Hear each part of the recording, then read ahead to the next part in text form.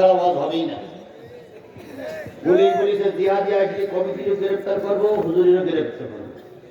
এখন আমার কাছে ফোন দিয়েছে কমিটির লোক যে হুজুর এই খবর। আমি বললাম তোমাদের দায়িত্ব আমার মঞ্চ পর্যন্ত তুলে দেওয়া, তারপরে যা হয় আমি দেখবো। পুলিশ আসুক আর পুলিশের বাপ আসুক আমি দেখবো, আল্লাহর পরে ভরসা করে তোমাদের দায়িত্ব শুধু মঞ্চে তুলে দেওয়া। তো কমিটির সভাপতি হয়তো বলছে তাই আর সমস্যা নেই, আপনি হজ করবেন, যা হয় আপনার বাধ্য হবে আমাদের। তাই হবে ইনশাআল্লাহ, কোরআন শরীফ কি বলতেছি ইনশাআল্লাহ। এখন মাহফিল করতে গেলে একজন সভাপতি দরকার না ভাই, এখন সভাপতি কেউ হবে না, ওই গ্রেফতারের ভয় কেউ সভাপতি হচ্ছে না। আবার বলতেছে যে হুজুর কেউ তো সভাপতি হচ্ছে না, এখানে একজনের নাম দাও, সে থাকে থাক না থাকে না থাক, কিন্তু নাম একজনের দাও, আমি নিজেই সভাপতি করি নেবো, সমস্যা নেই, তবু আজ হবে। এখন এক প্রাইমারি স্কুলের মাস্টার, তিনি রিটায়ার্ড হয়ে গেছে। প্রাইমারি স্কুলের মাস্টার কি হয়ে গেছে? রিটায়ার্ড হয়ে গেছে। এখন ওনারা যে বলতেছে স্যার আপনি যদি সভাপতি হন তো 5,000 টাকা দেবো আপনার। মানে সভাপতিরা মাত্র এসে চান্দা দেয়, আর কমিটি বলছে আপনার 5,000, আপনার কি হয়েছে? সভাপতি বলছি দেখ বাবা আমি বুড়ো মানুষ, ও তাহলে আমার মেজাজ নেবা, হুজুর তো মরবে আর আমার মেরে লিখে যাবে। কয় না আপনি সভাপতি হন, 5,000 টাকাই দিয়ে গেল। এখন ও লোক একটু রাজি হয়েছে, সভাপতি বানানো হয়েছে, ও লোকে বসে আছে, ডাইনি আছে, দ্বিতীয় বক্তা শেষ আমি উঠবো। এখন আমি ওটার আগে মাইক আলার বললাম শোন, আজকের মাহফিলে কিন্তু বিপদ হওয়ার সম্ভাবনা 99%। তো তুই আর আমি রেডি থাকলে আমাকে ধরতে পারবি না। হুজুর আমার কি করতে হবে, আমি মঞ্চ ওয়াজ করবো, তুই খেয়াল রাখতো আমিও খেয়াল রাখবি, যেই দেখবি পুলিশ আসতেছে সেই আমার দিক থেকে চোখ মুটকি মারবো, তুই সেই সময় লাইট অফ করবি, তারপরে যা হয়। এখন দুইজনের সঙ্গে কম্প্রোমাইজ হয়ে গেছে। মাইক চালানোর বাদ দিলে আমাদের টাকাই দিয়ে কখন হুজুর কি বলে।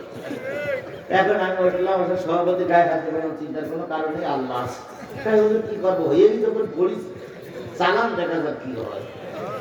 এখন আমার আলোচনা 1 ঘন্টা কেন হয়ে গেছে। হঠাৎ করে 17 জন পুলিশ একসঙ্গে লাইন দিয়েছে।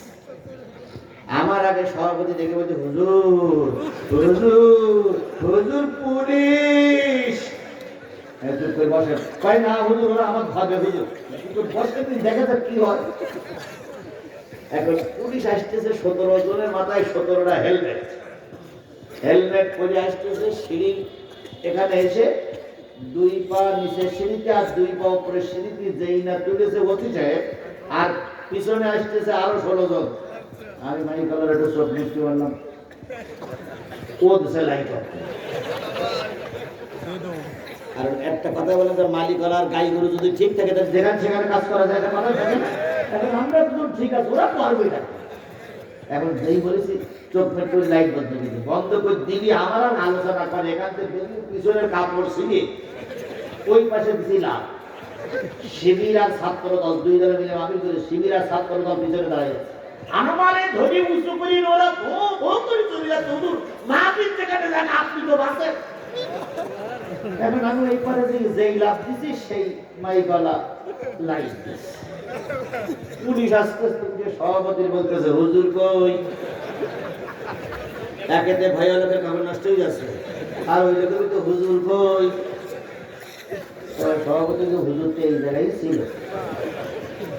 লাইট অফ করে, লাইট অফ করার আগে দেখবেন যে হুজুর এই জায়গায় বসে হুজুর বলতেই যাবে। তবে আপনি সভাপতি করছে হ্যাঁ হুজুর মানে বের করেন। সভাপতি যখন একটু গরম হয়ে গেছে, গরম দেবেন না, হুজুর তো সিঁড়ি দিয়ে নেমে গেল আর আপনি তো সিঁড়ি দিয়ে দাঁড়াইছিলেন। হুজুর কই দেয় আমার কাছে এখন পয়সা তলব করতেছে না, হুজুর আপনি দাঁড়াই যাচ্ছেন, আমি হুজুর দাঁড়াই যাইনি। এইবার এই কথা না সভাপতির কাছে বলি কই যখন কিছু করতে না পারলো তখন মাইকওয়ালা যে লাইট অফ করলি কেন? তো বলছে লাইটটা আমি অফ করেছি, লাইট অফ করেছে সরকার। বিদ্যুৎ অফিসে ফোন দেন কেন লাইট অফ হয়ে গেল। আমার বাপের আপনি ওসি সাহেব আর পুলিশ চিন্তা করে আল্লাহ এরা সবাই এক, একা হুজুর ধরা যাবে না। ভাই বলুন তো ওই দিনটা, যেই দিন এত কৌশলে বেরিয়ে যেতে হয়েছে, সেই দিনটা আমাদের জন্য খুব সুখের দিন ছিল না কষ্টের দিন ছিল? জোরে বলেন, সুখের দিন ছিল না কষ্টের দিন ছিল? এই হাজারো কষ্ট পিছনে ফেলেই রেখে বস পাতিনদের কাছে আমরা ছেড়ে যাইনি। আর আজকে সব আমার লোক ময়দান পাতিনের কাছে ছেড়ে দেওয়ার প্রশ্নই ওঠে না। যতক্ষণ আসি বাঘের বাচ্চার মতন থাকবো, পাতি শিয়ালের মতন থাকতে রাজি না। কারা কারা কোরআনের পক্ষে আছেন হাত তুলে দেখায় না।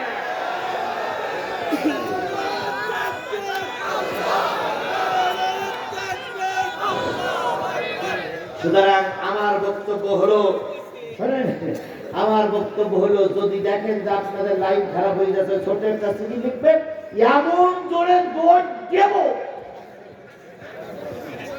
কেউ খুঁজে পাবে না। তাহলে আপনারা ঠিক আছেন তো? বুকে হাত দিয়ে দেখেন তো মারা গেছেন না বেশি আছেন? কয় শ্রেণীর মানুষ জাহান্নামী? এই কথা বলেন। সাকার নামক জাহান্নামের সামনে দাঁড়িয়ে আছে কয় গ্রুপ? আরো জোরে কয় গ্রুপ? প্রথম গ্রুপ কারা? ক্বালু লাম নাকু মিনাল মুসাল্লিন, যারা বেনামাজি। প্রথম কয় লাইন দাঁড়িয়ে আছে সাকার নামক জাহান্নামের সামনে? কোন সূরা? মুদ্দাসসির। সূরা মুদ্দাসসির কয়টা আয়াত? 52। কয়টা বলেন বলেন বলেন, কয়টা আয়াত? কত নাম্বার? 40, 41, 42, 43, 44, 45, 6টা আয়াত। 6টা আয়াত আল্লাহ রাব্বুল আলামিন বলতেছে কয় শ্রেণীর মানুষ জাহান্নামের সামনে দাঁড়িয়ে আছে? এই সবাই মিলে বলেন, 4 শ্রেণীর মানুষ জাহান্নামের সামনে দাঁড়িয়ে আছে। তার ভিতরে প্রথম যারা দাঁড়িয়ে আছে তারা কি?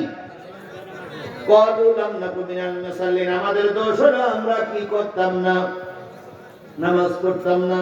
তাহলে বেনামাজি যদি জাহান্নামে যায়, তাহলে আজকে আওয়ামী লীগ, বিএনপি, জাতীয় পার্টি, জামাত ইসলাম, এদের ভিতরে যারা বেনামাজি, যেই দলের ভিতরে বেনামাজি বেশি, ধরে নিতে পারি এই দলটা জাহান্নামী দল।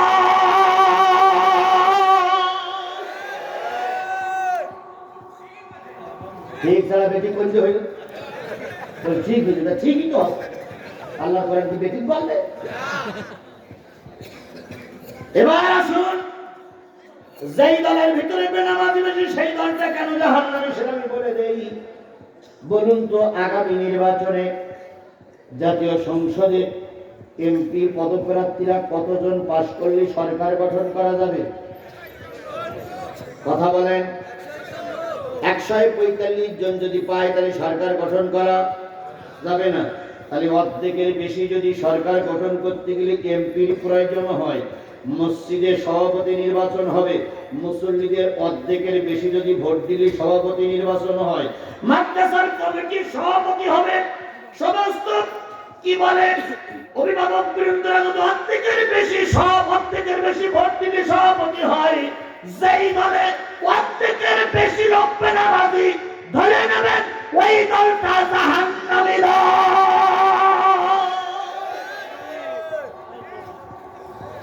আমি একবারও কিন্তু কোন দলের নাম এখনো মুখে উচ্চারণ করি নাই। আমি শুধু বোঝানোর জন্য বলতেছি, উল্টো বুঝেন না, উল্টো বুঝেন না। এতই যদি খারাপ লাগে নামাজ পড়েন না কেন? চুরি করবে দোষ নাই, চোর বললি দোষ। সাদা করবে দোষ নাই, সাদাবাজি বললি দোষ। হুজুরদের সঙ্গে প্রণাম করবে বললি দোষ নাই, বললেই দোষ। সুতরাং কাজ ভালো করেন, আল্লাহ আপনার জান্নাতে দিয়ে দেবে। তাহলে বেনামাজি যদি জাহান্নামে যায়, তাহলে নামাজিরা কোথায় যাবে? এই কথা বলেন, নামাজিরা কোথায় যাবে? এবার আসুন, আপনি নামাজি কিন্তু আপনার নেতা বেনামাজি। আপনি নামাজি কিন্তু আপনার নেতা বেনামাজি। আপনি নামাজি কিন্তু আপনার নেতা বেনামাজি। যদি আপনি নামাজি হন, নেতা যদি বেনামাজি হয়, কিয়ামতের দিন ওই নেতা যেখানে যাবে আপনাকে সেখানেই যেতে হবে।